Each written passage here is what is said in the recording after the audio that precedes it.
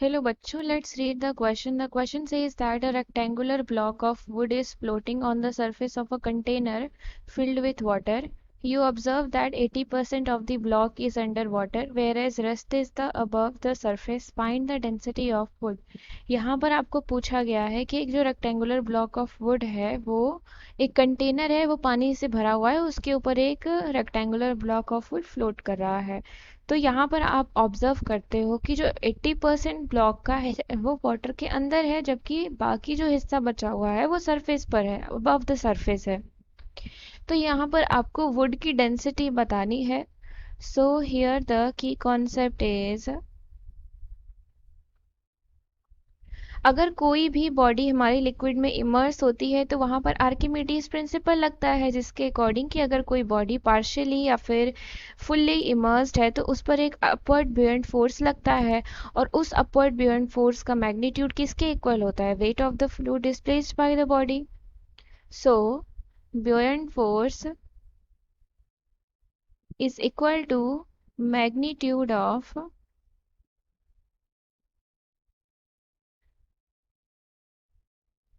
fluid displaced by the body.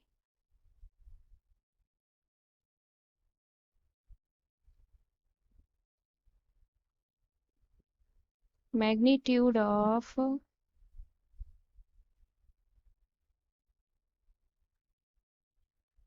weight of fluid displaced by the body। ठीक है, तो यहाँ पर हम ये मान लेते हैं ये हमारा क्या है, ये कंटेनर है, इसमें पानी भरा हुआ है और यहाँ पर एक रेक्टेंगुलर ब्लॉक है। तो इसका जो 80% हिस्सा है ये हमारा 80% है जो पानी में डूबा हुआ है, और ये जो अबव द सरफेस है ये कितना है, ये हो गया हमारा 20%। तो यहाँ पर बुओयंट फोर्स एक ऊपर की तरफ लगेगा, एफ ऑफ बी, और यहाँ पर इसके वेट की वजह से एक फोर्स नीचे की तरफ लगेगा। और जब ये दोनों आपस में इक्वल हो जाएंगे तभी ये बैलेंस रहेगा। यहाँ पर ये दोनों को आपस में इक्वल होना चाहिए, ये जो वेट है और ये जो बुओयंट फोर्स है दोनों को आपस में क्या होना चाहिए, इक्वल होना चाहिए। तो यहाँ पर बुओयंट फोर्स का जो फॉर्मूला होता है वो क्या होता है, F of B is equal to होता है हमारा rho into G into H होता है।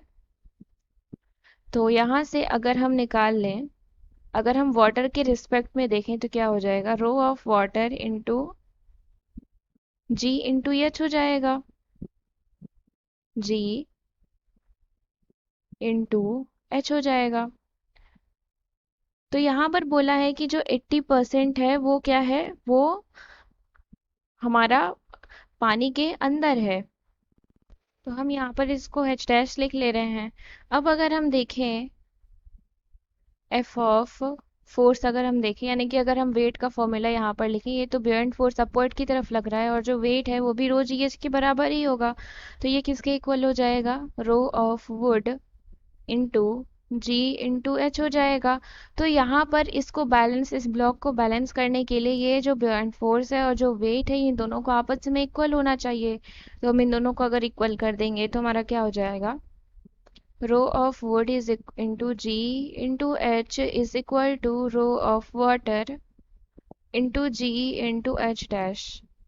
तो जी से जी हमारा कैंसिल आउट हो जाएगा, तो रो ऑफ वुड हो जाएगा हमारा rho of water into H dash upon H, ये हो जाएगा हमारा। तो यहाँ पर वाटर की जो डेंसिटी होती है वो कितनी होती है, वाटर की डेंसिटी हमें पता है 1000 किलोग्राम पर मीटर क्यूब होती है, दैट इज 1 ग्राम पर सेंटीमीटर क्यूब। तो यहाँ पर वैल्यू अगर हम पुट करें, that is 1000 kilogram per metre cube into H dash, हमारा हो जाएगा एच डैश अपॉन एच है क्योंकि हमारा, तो क्योंकि 80% है वहां पे तो ये हमारा क्या हो जाएगा, 80 upon 100, 80 H upon 100 into H.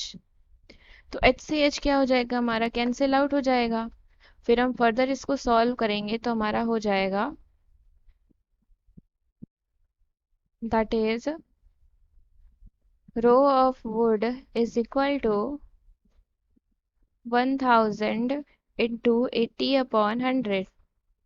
तो कितना हो जाएगा, रो ऑफ वुड आ जाएगा हमारा 800 किलोग्राम पर मीटर क्यूब, यानी कि वुड की जो डेंसिटी आ गई वो हमारी कितनी आ गई, 800 किलोग्राम पर मीटर क्यूब आ गई। So I hope you understood it well. Thank you and best of luck.